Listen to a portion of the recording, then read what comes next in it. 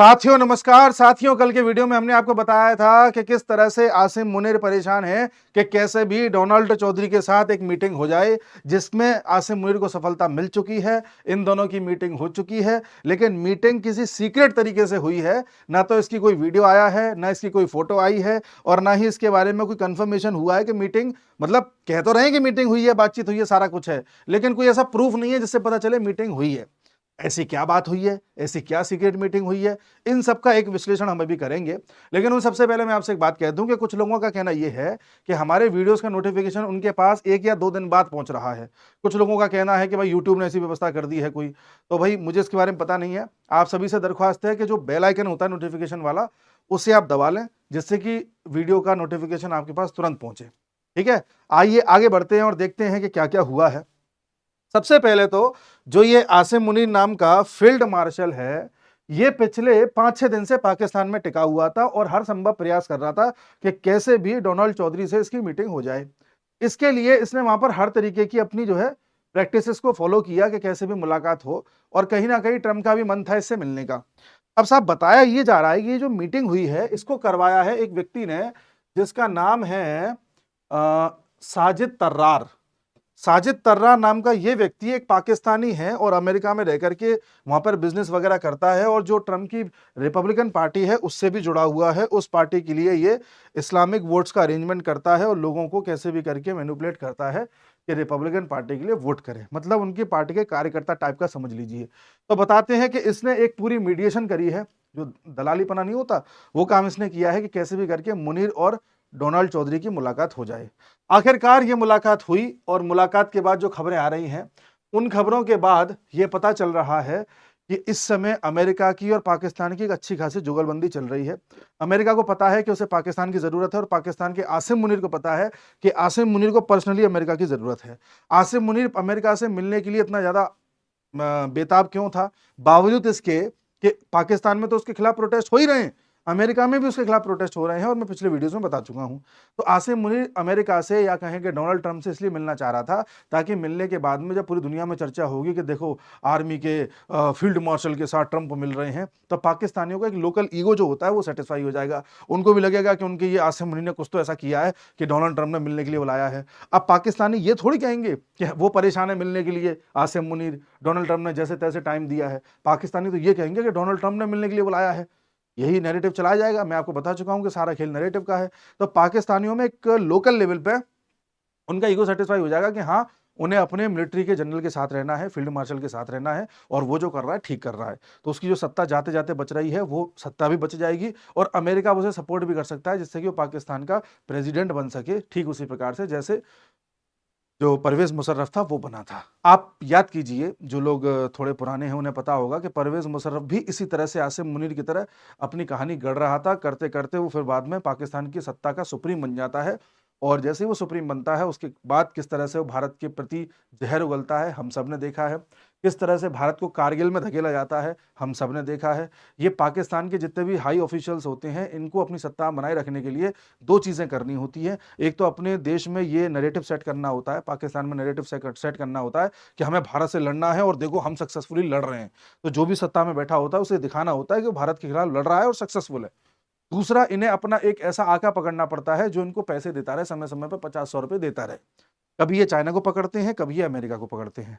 90% cases में America को पकड़ के चले हैं, पिछले कुछ वर्षों से चाइना को भी पकड़ रहे थे, लेकिन अभी एकदम से ये अमेरिका के पाले में गया है। इससे एक बात कंफर्म ये हो जाती है कि चाइना से जो इन्हें लगातार लोन मिल रहा था वो अब काफी हद तक रुक गया है। दूसरा ये भी है कि चाइना जो सीपैक निकाल रहा था, हमारे पीओके से होता हुआ, पाकिस्तान होता हुआ सीधे ग्वादर पोर्ट तक पहुंच रहा था, वो सीपैक में सफलता उसे मिल नहीं पा रही है, जिसकी वजह से चाइना खफा है, और चाइना पाकिस्तान की तरफ से जो सपोर्ट चाह रहा है वो उसे मिल नहीं रहा। उल्टा बलूचिस्तान वाले सीपैक में कुछ ना कुछ गड़बड़ कर रहे हैं, जिससे चाइना इस समय पाकिस्तान को फर्दर लोन देने की स्थिति में नहीं है।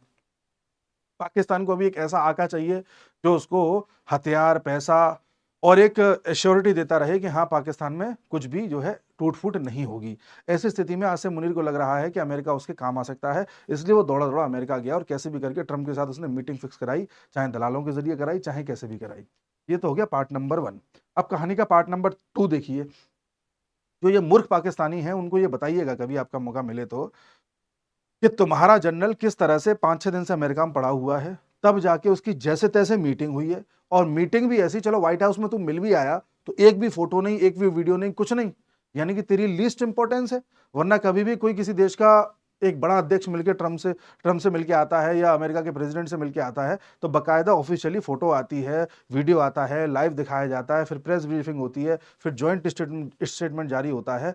तो ऐसे मिलके आया जैसे कोई गली का गुंडा मिलके नहीं आता, अकेले में डील करके आता है कहीं कोने में, उस तरह से मिलके आया है। तो पाकिस्तानियों को औकात पता होनी चाहिए कि उनका जो ये सो कॉल्ड फील्ड मार्शल है किस तरह से मिलके आ रहा है। दूसरी बात, एक तरफ हमारे मोदी जी को आप देखिए, शायद दुनिया में गिने चुने एग्जाम्पल ऐसे होंगे जब यूएस के प्रेसिडेंट ने किसी राष्ट्र अध्यक्ष को बुलाया हो और राष्ट्र अध्यक्ष ने मना कर दिया हो कि हम नहीं आ सकते, हमारा शेड्यूल बिजी है। तो ये हमारे और पाकिस्तान के कद में अंतर बताता है। एक पाकिस्तान का टुच्चा सा जो फील्ड मार्शल है वो रगड़ रगड़ के जुगाड़ लगा के जैसे तैसे मिल रहा है, और एक हमारे मोदी जी हैं जिन्हें बुलाया जा रहा है वो मिलने के लिए मना कर रहे हैं। तो पाकिस्तानियों को अपने आप समझ में आना चाहिए कि उनकी औकात क्या है। ठीक है, अब आते हैं तीसरी खबर पे। तीसरी खबर साहब ये है कि ये जो आसिम मुनीर है इसने एक गाना गा दिया है कल, और गाना ये गाया है कि जो ट्रंप है, ट्रंप ने भारत पाकिस्तान के युद्ध में मीडिएशन करी है, इसलिए उसको नोबेल पीस पुरस्कार मिलना चाहिए। यानी आसिम मुनीर ने वही पत्ता खेला है जो ट्रंप के सामने चल सकता है। ट्रंप एक ऐसा व्यक्ति है जो लंबे समय से नोबेल पीस पुरस्कार पाने की जिद कर रहा है, और ट्रंप को यह लगता है कि कैसे भी करके मुझे नोबेल पीस पुरस्कार मिल जाए, चाहे रशिया यूक्रेन के नाम पे मिल जाए, चाहे इजराइल हमास के नाम पे मिल जाए, भारत पाकिस्तान के नाम पे मिल जाए, कैसे भी वो बेचारा परेशान है कि उसे नोबेल पीस पुरस्कार दे दो। पर कहीं भी समीकरण ऐसे बनते नहीं है। अभी भी वो कई मुद्दों पर मीडिया के सामने ऐसा कह चुका है कि मैं अगर ओबामा होता तो अब तक जो है मुझे कई सारे नोबेल पीस पुरस्कार मिल गए होते। इस तरह की वो बातें कहता रहता है, मतलब कहीं ना कहीं से ओबामा के साथ अपने आप को कंपेयर करता है ट्रंप। तो ऐसी स्थिति में ट्रंप के लिए आप ये बोल दो कि साहब ट्रंप को तो नोबेल पीस पुरस्कार मिलना चाहिए, तो ट्रंप का ईगो सेटिस्फाई हो जाएगा। और ट्रंप को क्या चाहिए, इस समय तो वो थोड़ा सा हिला हुआ है, तो ऐसी बात कर दोगे तो ट्रंप खुश हो जाएगा। मुनीर ने वही काम किया और उसके लिए नोबेल पीस पुरस्कार की वकालत कर दी। अब आप ये देखिए कि समझ में ये नहीं आता कि ट्रंप का स्तर इतना नीचे गिर गया है कि पाकिस्तान का मिलिट्री जनरल ये बोलेगा कि नोबेल पीस पुरस्कार दे दो और ट्रंप खुश हो जाएगा। अब पाकिस्तानियों के कहने पर नोबेल पीस पुरस्कार मिलेंगे? जिन भिखारियों के पास 2 वक्त खाने का खाना नहीं है वो ये बताएंगे कि नोबेल पीस पुरस्कार किसको मिलना चाहिए। अच्छा, एक चीज और बताना मैं भूल गया, जो कल ट्रंप ने मुनीर के साथ मुलाकात करी है उससे एक बात और सिद्ध हो जाती है कि पाकिस्तान में जो इस समय हाईएस्ट अथॉरिटी है वो वहां का प्राइम मिनिस्टर शहबाज शरीफ नहीं है, और ना ही उसका बड़ा भाई नवाज शरीफ है। वहां गवर्नमेंट जैसा तो कुछ है ही नहीं, वो तो सिर्फ नाम मात्र के लिए है। वहां हाईएस्ट अथॉरिटी है वहां का आर्मी चीफ कह लो या जो फील्ड मार्शल जो बन गया ये है, वहां की आर्मी ही चीफ है। अब ये बात सिद्ध हो गई है। वरना कभी आपने ऐसा देखा है कि भारत से भारत के आर्मी चीफ को बुलाया जाए और मोदी जी को कोई ना पूछे? ऐसा तो हो नहीं सकता। तो ये वहां की डेमोक्रेसी की दुर्दशा को दर्शाता है। इसमें एक दोहरापन और देखिए आप, दोगलापन देखिए। जब बांग्लादेश में तख्ता पलट हुआ था पिछले साल तो कई लोग डेमोक्रेसी की वकालत कर रहे थे और कह रहे थे कि डेमोक्रेसी के लिए अच्छा हुआ कि शेख हसीना का तख्ता पलट हो गया, डेमोक्रेसी जरूरी है, डेमोक्रेसी जरूरी है। तब यही तो कह रहे थे डिक्टेटर हो गई है वो, इस तरह के वीडियोस बनाए जा रहे थे तरह तरह के लोगों के द्वारा। अगर वो डिक्टेटर थी तो पाकिस्तान का आसिम मुनीर क्या है? क्या ये डेमोक्रेसी को प्रेरित कर रहा है? चलो आसिम मुनीर को छोड़ दो, ईरान का जो ये इस समय खोमैनी है ये क्या है? ये कौन सी डेमोक्रेसी का पालन कर रहा है? ये तो लंबे समय से सत्ता में बैठा हुआ है, सुप्रीम लीडर बना हुआ है, ये कौन सी डेमोक्रेसी को बढ़ावा दे रहा है? कोई जरा इस पर भी विचार कर रहे। पर यहां पर ये लोग नहीं बोलते हैं, ये कहां बोलेंगे? जहां इन्हें अपना एजेंडा चलाना हो। तो वो एक मैंने अलग से मुद्दा आपको बताया। उसके अलावा ट्रंप ने भी भाई साहब बहुत सारी बातें करी हैं इसके बारे में, तारीफ करी है आर्मी चीफ की और कहा है, देखिए, Donald Trump once again claimed credit for preventing a war between India and Pakistan, praising PM Modi and Pakistani Army Chief Munir। इन्होंने फिर से ये बोला कि मैंने मीडिएशन कराया था, जबकि कल मोदी जी ने फोन पर बात करके इनको समझा दिया था कि हमें कोई भी मीडिएटर नहीं चाहिए। फिर बाद में इंटरप्रिटेशन ये निकलता है कि ट्रंप का कहना यह है कि जो वॉर रुका है उसमें पाकिस्तान की तरफ से हमने मीडिएशन किया है और उधर मोदी जी ने अपनी तरफ से जो है पार्टिसिपेट किया है। मतलब कहने का तात्पर्य यह है, जब पाकिस्तान को भारत पीट रहा था बुरी तरह से, तब पाकिस्तान में एक के बाद एक एयर बेसिस भारत तबाह कर रहा था। अब उनमें से कई एयर बेसिस ऐसे हैं जो अमेरिका को यूज करने हैं, एक कईयों नूर खान है, उस पर तो अमेरिका का खुद का कब्जा है। तो ऐसी स्थिति में जब अमेरिका को लगा कि उसके बेसिस खतरे में है या वो जो यूज कर सकता है वो चीजें खतरे में है, तब अमेरिका ने पाकिस्तान को फटकार लगाई कि तुम हमारे एयर बेसिस बचा नहीं सकते। तब पाकिस्तान ने कहा कि अरे हम कहां से बचा दें, इंडिया मार रहा है, इंडिया मार रहा है। तब अमेरिका ने कहा कि ऐसा है, इंडिया के सामने तुम खुद बोलो कि भाई युद्ध बंद कर दो, वरना इंडिया तुमको तहस नहस कर देगा। तब पाकिस्तान के डीजीएम ने हमको फोन किया था और तब जाकर के युद्ध रुका था। तो पाकिस्तान को अमेरिका ने कहा था कि तुम इंडिया से बोलो कि रुक जाए युद्ध। फिर इंडिया ने खुद स्टैंड लिया कि ठीक है तुम्हारी आर्मी कह रही है तो हम रुक जाते हैं। तो वैसा करके था, ऐसा एक इंटरप्रिटेशन निकल करके आ रहा है। उसके अलावा जिसने तारीफ तो बहुत करी है कि भाई आसिम मुनीर एक समझदार व्यक्ति है, उधर पीएम मोदी मेरे दोस्त हैं, वो भी बहुत स्मार्ट आदमी हैं, तो दोनों ने मिलकर के ये एक अच्छा डिसीजन लिया। I love Pakistan and Modi is a fantastic man.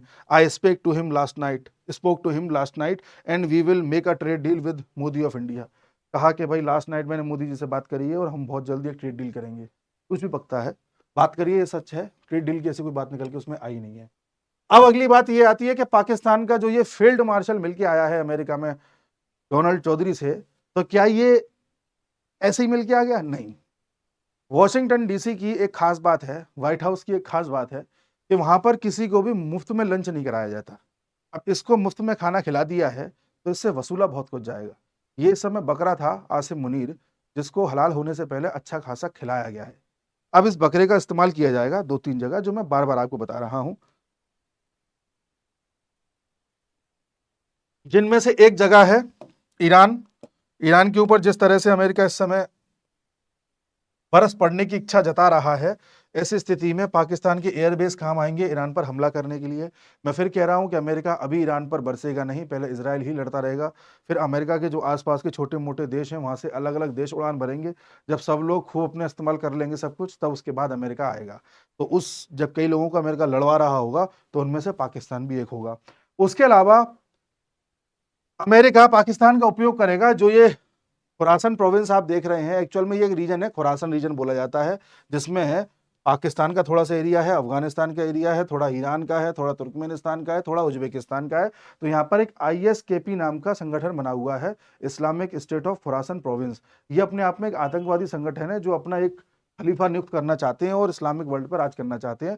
तो ये आए दिन अगल बगल के देशों में कोई ना कोई गतिविधि करते रहते हैं और अमेरिका के विरुद्ध चलते हैं। हमारे हालांकि अमेरिका ने इनको टेररिस्ट ग्रुप घोषित कर रखा है, समय समय पे अमेरिका भी इनका प्रयोग करता है, बट अमेरिका इन पर पूरी तरह से नियंत्रण पा लेना चाहता है। इसलिए अमेरिका को इन पर नियंत्रण पाने के लिए इनका इंटेलिजेंस चाहिए, इनको दबाने के लिए फौज चाहिए, जो अमेरिका बगल में पाकिस्तान की फौज का उपयोग कर सकता है, पाकिस्तान की आईएसआई का उपयोग कर सकता है, ये आईएसकेपी को कुचलने के लिए, क्योंकि आने वाले समय में ये अमेरिका के लिए एक चैलेंज बन के उभर सकता है। इसलिए भी पाकिस्तान की जरूरत है अमेरिका को। बदले में पाकिस्तान को क्या मिलेगा? अमेरिका उसको समय समय पर लोन दिलवाता रहेगा, पैसे दिलवाता रहेगा, हथियार दिलवाता रहेगा, जिससे कि पाकिस्तान उन हथियार पैसे की दम पर भारत से लड़ाई कर सके। पाकिस्तान भारत से लड़ाई क्यों लड़ेगा? क्योंकि मैंने फिर बताया, पाकिस्तान को अपना एग्जिस्टेंस बचाने के लिए या वहां के जो सर्वोच्च पद पर बैठे हुए लोग हैं उनको अपनी गद्दी बचाने के लिए बहुत जरूरी है कि समय समय पर इंडिया से लड़ाई करनी पड़ेगी, जिससे उनकी जनता में ये रहे कि हाँ हमारा लीडर सही कर रहा है।